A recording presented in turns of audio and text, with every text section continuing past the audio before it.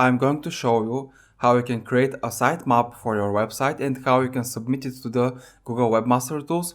And after that, I will talk a little bit about what is actually a sitemap and why do you need one. So, in order to create a sitemap for your website, there is a very simple way, and we're going to use a plugin that we already have. We're going to use the SEO plugin that we installed when we were creating our posts. So go to the SEO menu right here and go to XML sitemaps. And here you have to select enabled. It usually is on disabled and you don't see any functions, so you have to enable it and you have to save changes. There are a lot of settings here about your sitemap. Of course, I never used them, I never had to. So the only thing that you have to do here after you enable your sitemap is to click on this little button here, XML sitemap, and this will take you to your sitemap link. So the sitemap is actually an XML file which you can find at your domain /sitemap_index.xml. So in order to add your sitemap, go back to your Webmaster Tools, click on Crawl, Sitemaps, and here of course you have no sitemaps yet. Click on Add Test Sitemap, and notice here that Google already has your domain name for you. So the only thing that you have to write is the additional part of the link for your sitemap.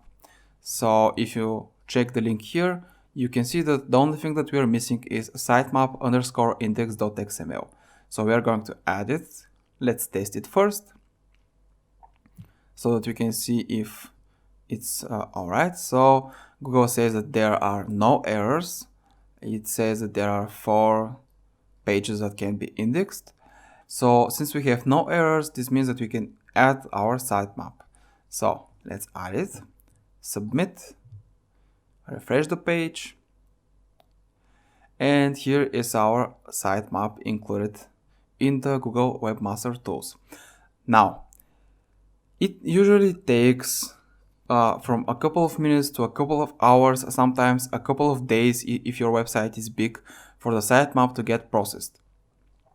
So since we just submitted our sitemap, you can see how many pages you have submitted to Google through your sitemap. So from the categories, you have 2 pages submitted. From the pages, we have 5 pages. From the posts, we have 3. From the tags, we have 7, and so on. So when they start getting indexed, you will see a little graph here that will show all this. And I will open one of my other websites in order to show you.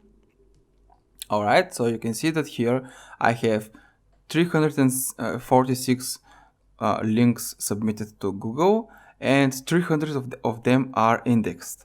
So the blue is the submitted, the red is the indexed. If you click on the sitemap, you can see even better which ones are getting indexed and which ones are not. So you can see that the ones that are not getting indexed for this particular website are the attachments and some of the images. But all my post tags and post pages are getting indexed. What does the sitemap actually do? So let's open our sitemap. And if you open any of these links, so let's open the tag one, you can see that this inner pages of the sitemap contain all the links in your website. So this is pretty much exactly what it says that it is. It's a map of your website. By giving this map to Google, Google knows exactly what is on your website. So make sure to submit your sitemap. It really helps.